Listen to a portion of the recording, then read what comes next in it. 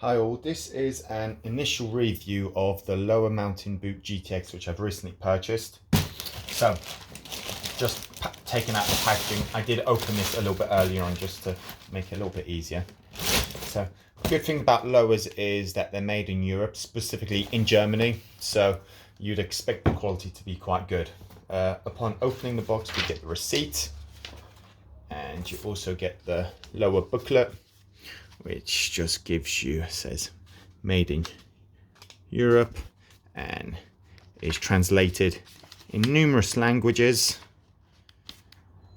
which gives you the instructions of how to look after them, the life expectancy, instructions for damage assessment, and other bits, which is worth a read.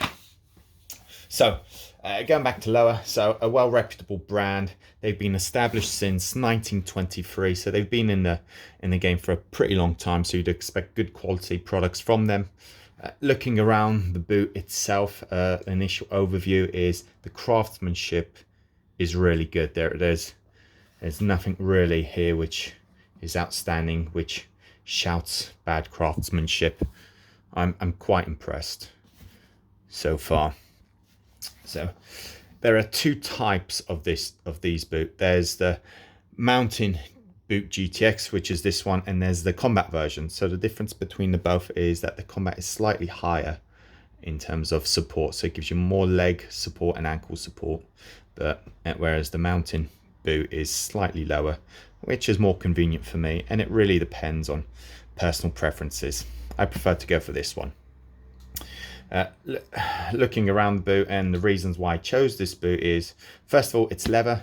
It's easier to maintain and clean, which is great. And also, just to give you guys a sort of an update, that the leather by LOWA is specially selected from cow hides from Europe, which are free from pollutants, which it might make no difference to you, but it's worth knowing. But yes, the reason why I went for a leather boot is because, first of all, there are less stitches around the boot, so it's less likely for water to seep through.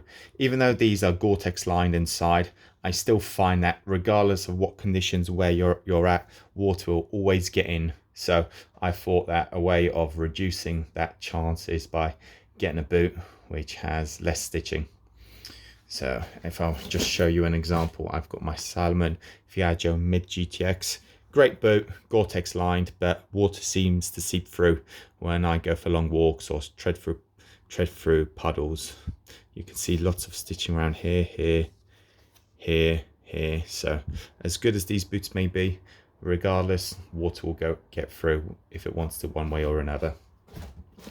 So going back to this boot, the LOWA Mountain Boot GTX. So aside from the leather and the great sort of quality and feel of it, we have the soles. So the soles are fantastic, good protrusions, so fantastic for grip if you're ascending, descending, or going through different terrain. Vibram sole, so you could be assured the grip will be good. The good thing about these soles, or about these LOWAs, are that you can replace the sole if it's worn down. So you just send the boot back, and then they'll replace the sole for you. Don't know how much it costs, but it'll be a lot cheaper than getting a new boot again. Also, if we look around the boot, there's a strip going around the boot. So this is called a rubber rand, which it's between the outsole and the upper material. So this protects the edges of the leather from moisture and damage, which is very thoughtful from LOWA, especially as this is quite a premium boot. Yes, so looking at that, I also chose this boot is because I believe that leather has a higher water resistance, but it does have a permeable nature. So if you look after and you treat it, you can improve its lifespan and also the level of water resistance. Also, this boot, I think in general, has had great reviews, is great for trekking long distances with heavy loads, and spending hours searching and reviewing these boots. There have been nothing but great reviews on them, that you don't have to break them in. You literally just put them on and walk, which is fantastic.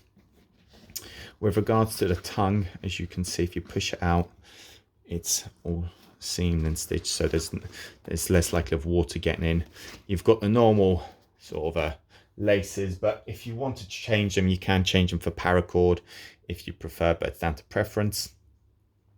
So far I'm quite happy with these boots. In terms of weight, they are a little bit heavier than your normal boot, but the advantages definitely outweigh the disadvantages, which is just the weight. But just to give you an example, I'll weigh the Salomons so you can see how much they weigh in comparison.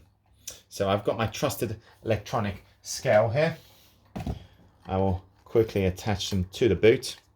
So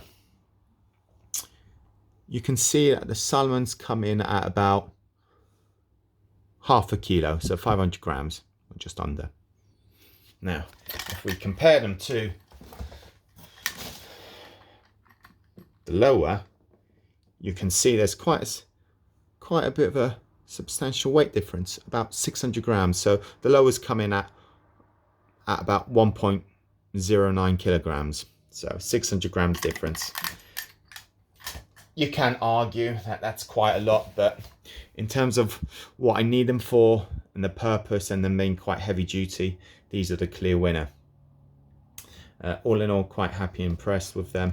I like the suppleness at the top of here, so it makes putting your foot in quite easy and soft. Also, the GTX, well, the Gore-Tex lining goes right up to the tongue, and you probably can't see, but starts there and runs all the way through. I'm looking forward to giving these a go and reviewing them after I've worn them a few times. And yes, so this was just a review of the LOWA Mountain Boot GTX.